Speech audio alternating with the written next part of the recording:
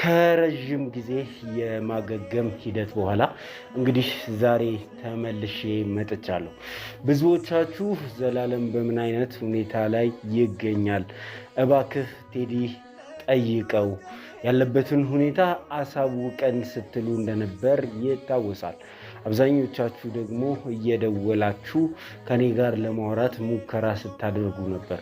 ብዙዎቻችሁ ቴክስት እየላካችሁ ያለበት ሁኔታ፣ የጤንነት ሁኔታ ምን ይመስላል የሚል ጥያቄ ስታነሱ ከርማችኋል። ከዚህም ባለፈ የተለያየ ሚዲያ ወዳጆቼ ጋር እየደወላችሁ የጤናን ሁኔታ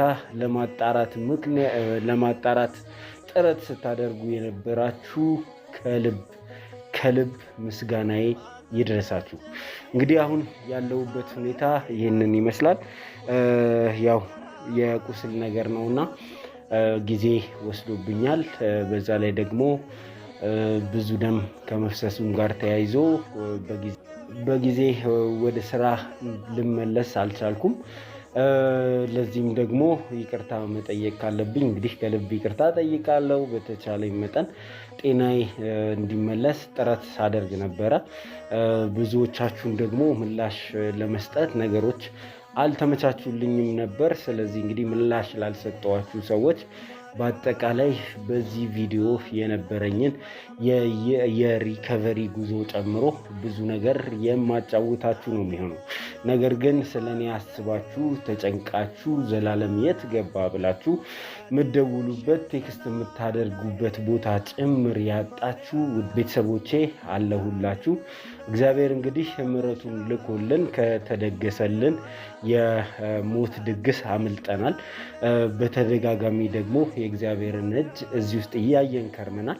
ስለዚህ በዚህም ደግሞ ምስጋና ለፈጣሪ ማቅረብ እንፈልጋለን። በየሃይማኖታችሁ ስትጸልዩልኝ የነበራችሁ ሰዎች ምስጋናችሁን ስለኔ በእኔ ስም አቅርቡ ለማለት ወዳለሁ። ፈጣሪ ከተደገሰልን የሞት ድግስ ዛሬ አትሞትም፣ ዛሬ ቀንህ አይደለም ብሎ አውጥቶኛልና አመስግኑልኝ።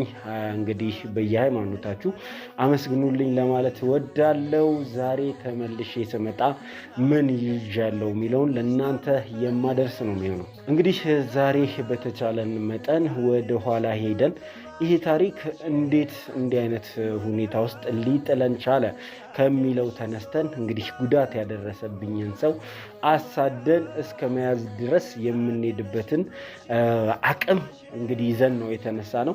ዛሬ የምንገኝበት አቅም ያለን ኢነርጂ እጅግ በጣም የተለየ ነው። ወዳጆቼ፣ ዘመዶቼ፣ ጓደኞቼ እንዲሁም የኔ ጤንነት የሚያሳስባቸው ሰዎች ዛሬ እንግዲህ ከካሜራ ጀርባ ተኮልኩለዋል። አብዛኞቹ በነበራቸው የስራ ጫና ጨምሮ እንግዲህ ቪዲዮ ላይ መጥተው ሊታዩ አልቻሉም። ስለምነማን እንደማወራ በግልጽ ታውቃላችሁ። ብዙ ወዳጆች፣ ብዙ ሰዎች በዙሪያዬ አሉ።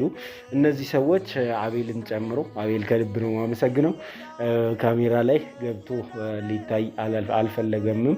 ነገሮችም አልተመቻቹለትም። ያው እሱም ያለበትን የስራ ጫና ታውቃላችሁ። ብዙ ሰዎች እንግዲህ በዚህ ሂደት ውስጥ እየረዱን ይገኛሉ። እነሱን ከልብ አመሰግናለሁ ማለት እፈልጋለሁ። እኔ ደህና ሆኛለሁ፣ ደህና ሆኜም እቀጥላለሁ።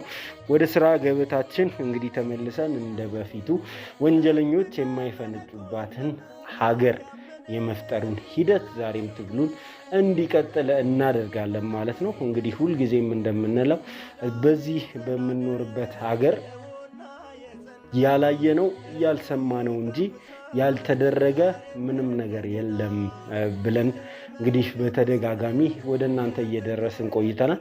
ብዙ የተደረጉ ግፎች አሉ። ዛሬም እንግዲህ ለተጎዱ ሰዎች መቆማችን ይቀጥላል። ከነሱ ጎን ሆነን ውሸትን እያጋለጥን እውነትን እያነገስን ዞላ ቲዩቦች እንቀጥላለን ማለት ነው። በመካከላችን የተፈጠረ ምንም አይነት ክፍተት የለም።